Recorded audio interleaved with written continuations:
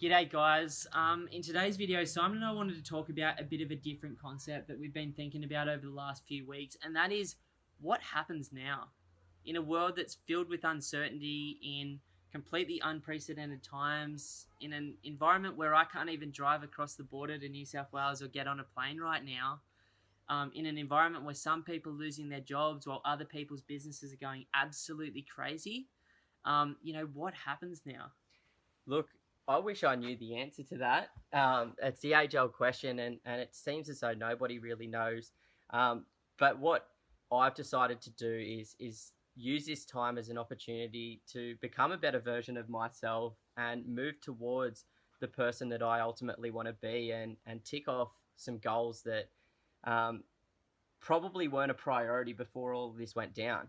Yeah, I think it's forcing a lot of us to slow down. I'm in self-isolation at the moment, like you guys are, and I'm here with my wife. She's homeschooling our 3 kids, or trying her best to, and we're just trying to figure that out. It's really social people that catch up with our family. Every day we're used to going into the office and having a catch up over a coffee or a tea, to not being able to do that. And for others, who have really strong family lives, really strong social lives, it's a different time to navigate through. It's kind of forcing those of us with my personality type to take time to slow down. And for my personality, that actually creates anxiety for me, because I'm so used to running towards what I want, and taking stock, taking a breath, and taking time to just chill the hell out has been very difficult, but also very necessary for me personally. Yeah, a lot of the people that I've been talking with, it's been sort of mixed reviews, and you kind of hear it when you talk to some friends or a couple or somebody, and there's a lot of people that have just kind of sat back and gone, I'm not going to do. Oh wow, the bird's back. There's a bird just sitting right behind the camera there. He's like our little producer. Come here. And just kind of looking at the sort of negative side of things. But then I stand out on my balcony, and I live on a really nice canal up here on the Sunshine Coast, and I'm looking out and I'm seeing more people than ever. Social distancing, by the way, they're doing the right thing, but out and about, going for a ride on their bike, going for a walk, getting out, getting some vitamin D, getting their blood moving, and doing good things for their body. Now, I don't know if they were doing that before or not, but it just is nice to see that people are taking action right now to do the right things for themselves. I'm seeing families spending time together. I was at Bunnings on the weekend, and I wish I had bought Bunnings, Coles and Woolies stocks, I'll tell you that. This place was crawling, and they were trying to maintain social distancing, but it was tricky, with how packed it was. And, I've had some goals of, I've got my solar on my roof, I've got my water tank out the back, and I've had these goals of growing my own food for ages now, and I've just planted a lemon tree, a lime tree, a mandarin tree, an orange tree. I've got tomatoes growing, I've got blueberries growing. I've just planted my whole garden with, natives. And these little things that I've been delaying for so long, like surfing every morning, or doing yoga every morning, or, clocking, actually finishing work when I say I'm going to, and instead of driving for an hour home and being wound up when I get here, having a friend come over and training most afternoons, being completely switched off, much healthier, and then chilling out with my family. Walking with the kids, just slowing down, swimming with them, jumping in the spa at night. And the little things.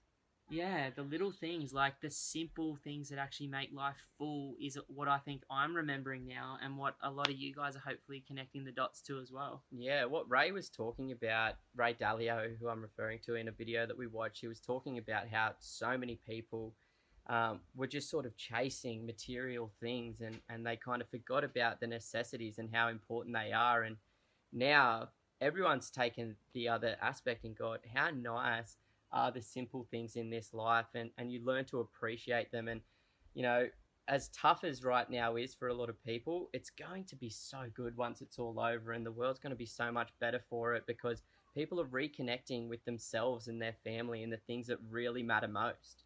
That's what I wanted to talk about. Simon just recorded a little video where we're just having a chat about where he's at, and he said something that's probably the most powerful thing I've heard this whole year, and that was, what was it? No, I'm just saying. And he basically Love it. Sorry, bro. And so Simon was basically saying that he doesn't want to look back at the next year or 2 years or 3 years in a way that's like, holy shit, I just wasted those years. Yeah. You know, he doesn't want to look, yes, maybe not everything you wanted to achieve this year goals wise is going to happen. You know, maybe your business isn't going to do as well as you wanted it to this year. Maybe your partner does lose an income, or maybe your income is dropped a little bit. You know, maybe it's rough for you, or maybe like so many people that we work with, you know, that have been putting money away for a long time, that have good equity, that have a stable income or a necessary skill set right now, or a combined income. Maybe this is the year you've been waiting for, where you get to buy stuff at a little bit cheaper than you might have a year ago. But it just really resonated with me. Like, I want to make decisions every day for the rest of this year towards the best version of myself. Like, I want to move towards my vision for myself financially. I want to look after myself mentally, physically, spiritually. I want to look after my family and my friends and the relationships in my life. I want to make every decision that I get a choice to make, instead of binge eating, binge watching, not exercising, getting really run down, getting caught up in the media cycle. I want to choose to make decisions towards my value system.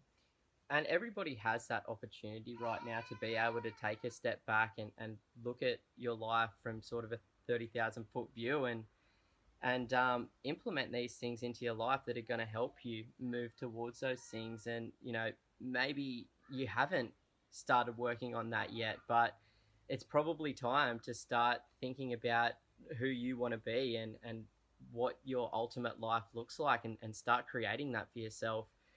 Because, you know, the fact is, we're going to be thrown with lots of different challenges throughout our life. We never know when they're going to come most of the time. Might be an injury, might be some sort of recession, whatever. But humans thrive off those challenges and through that adversity, and come out the other side feeling better. We're sort of talking about that this morning with our own challenges, and how, you know, while you're in it, it feels like the worst, but then once you're through it, you're like, oh my God, I feel like such a better person from that. You know, I went through major anxiety a couple of years ago. One, because life is like, we're searching for this holy grail, right? Like, we're told that we should finish school, we should do a trade, or we should go to university. We should then go work for a great company. We should strive and earn above average income. We should have a nice car. We should have a nice home. We should get married. We should have kids.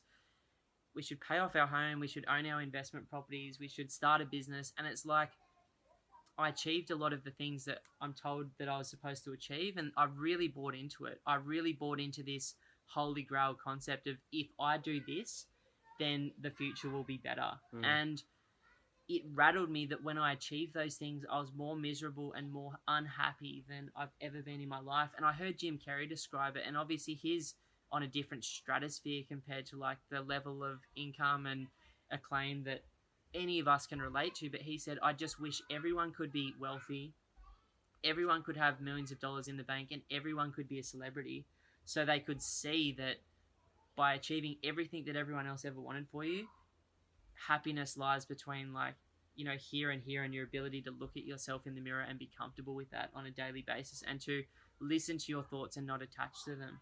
I see so many people that are trying to create happiness with external things. Basically, they're all just things. And I've spent a lot of time trying to figure this out. Like, I'm the youngest of 4 kids, and I think there's a beautiful thing with being the youngest, because you get to watch people fail. Mistakes. Cheers, bro. And I'm not somebody that watches those mistakes and then will not take note of them. And what I'm sort of getting at here is, the only place where you can find true peace and true happiness is within yourself. And it's times like these where you have that opportunity to look within and find that happiness. Because, as you said, it's not about having the Ferraris, it's not about having the jet plane or the $10 million house or the, you know, $1 billion business. It's not about that. If you want happiness, you look within. When I was at university, one of my lecturers actually told us that there is no difference between somebody that's earning $40,000 per year and somebody earning more than $40,000 per year. With that $40,000 per year, you can, and this was 6 years ago now, so, you know, that 40 maybe 50 now, whatever. But you have enough money to have all of the necessities in your life to live a fruitful and happy life, and it's actually not about the money. Yeah, like I've seen that Harvard review where like obviously 40, 50K is a baseline to survive, but 80 grand is a bit more than that and you can thrive. Yeah. And it was kind of like there's no correlation between earning a dollar over 80 grand and happiness. And, Yeah.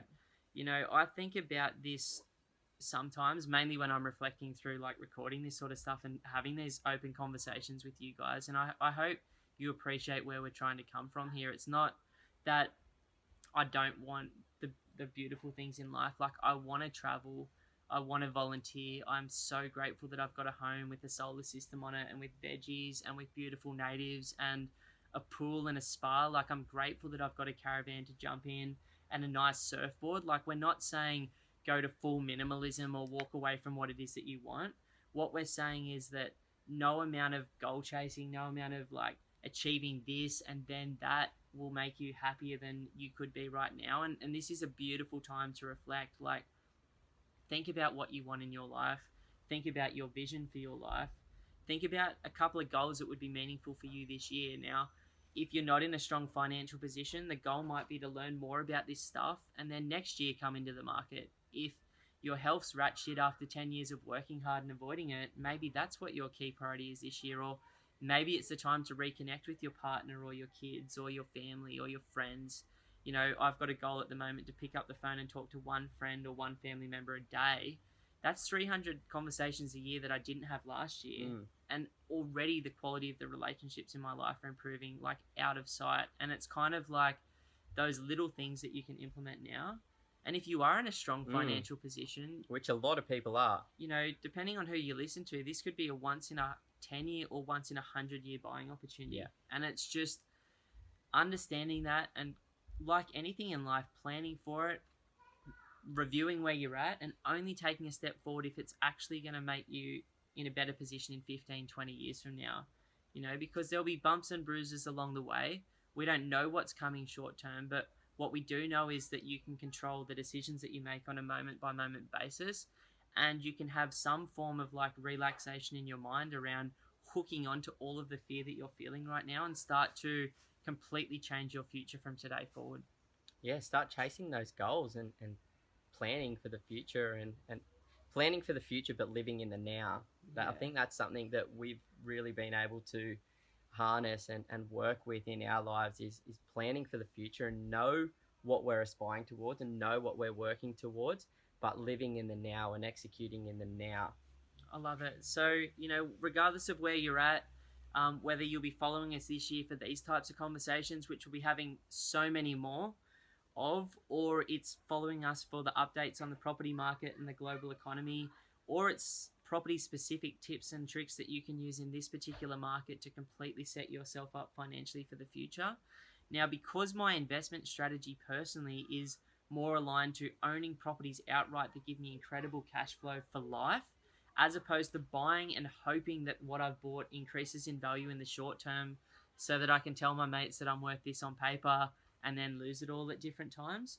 You know, this market, being a long-term investor that likes to buy when other people aren't feeling great about it, that likes to buy on a discounted price, is absolutely suited to my personality. And for some of you who don't like to buy Sydney in 2016 when every single man and his dog in the entire world is trying to get a piece of the pie and it's gone up by 70% in 5 years, you know, that's one market, and a lot of people get FOMO and rush into that. But there's another type of market opportunity, which is one that I feel a lot more confident in, and that is planning, understanding my financial position completely and making sure I'm protected, and then possibly taking a step forward if I do feel protected and comfortable.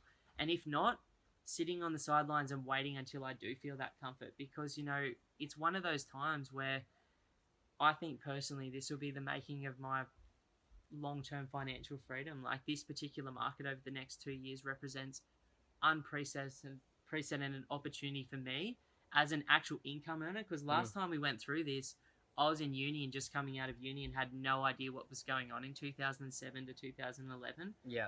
This time around, it's like, okay, like, I'm not going to touch Sydney or Melbourne because I don't want to buy something that's got a very high risk of going down sharply in the next couple of years. Maybe it won't, maybe it will. that Brisbane or Perth that looks like, something that's cheaper to buy than it was 12 years ago might be interesting to me. And they're the decisions and thought processes that I'm going through on a daily basis. And same as you, like getting hooked onto thoughts or ideas or the media, and then stepping away from that, becoming more objective and going, does me watching the media for the next 2 years and doing nothing and putting 2 years of my 100-year life on hold serve me?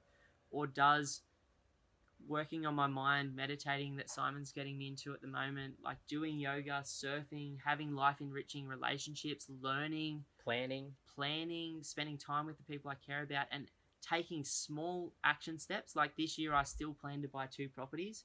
Whether I've got the stomach for that or I just buy one, either way it is going to happen. It's just getting that confidence, making sure the position's tight, slowly moving forward with that, and taking a long-term approach. Now, I said this to every client I've ever worked with. In any given year, in any market in the world, you could lose 20%, you could have 10 years where nothing happens, or you could make 20% in a year. And with that type of approach, knowing that there could always be a very strong downside short term or a very strong upside, gives me peace of mind. And what I'm more interested in is buying extremely high quality assets at a good time, not the best time, not the worst, and holding them long term so that I can achieve what I want for my family. Because our parents have gone through so much in our lifetimes. Our grandparents, they've been through GFC, they've been through the recession they had to have, they've been through the 1981 position where the marketplace put 16%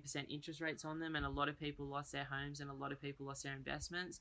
They've been through the Cuban Missile Crisis. They've been through the 1970s recession, the Vietnam War. All of the wars, all of the insecurities. And while particular times in the market make overexposed people very vulnerable, they also represent blips on the radar over a 100-year or a 500-year scale. And that's the important thing to note, that we will move through this.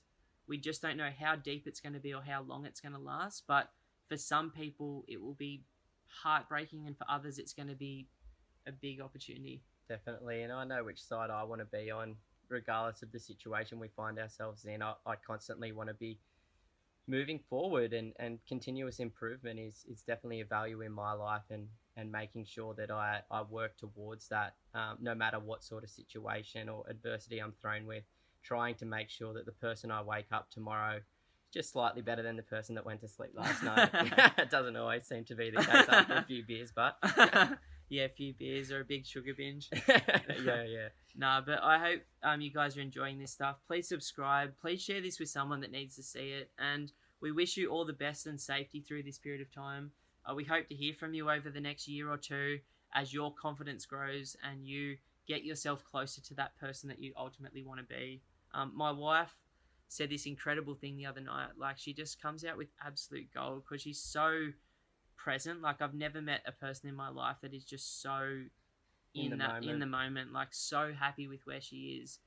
And she basically said to me that, what I'm thinking about on a daily basis and a moment by moment basis now is, how will my future self thank me for what I'm deciding to do right now? Love it. And she, the analogy she gave me, and this is my wife, right? She's like, my tomorrow self will thank me from turning the dishwasher on tonight. It can be that simple. Or my 2 years or 15 years from today's self will thank me from like working through my anxieties and through putting a plan in place and through moving my health in the right direction and moving our finances in the right direction. And it's like, whether you're at the level right now where you can focus just on turning the dishwasher on in your life, or you're thinking about your long-term financial freedom and family's future, be present and take these moments as they come and make the most of each of them. 100%. Thanks so much for tuning in, and leave a comment below. Let us know what your thoughts are. Cheers, guys.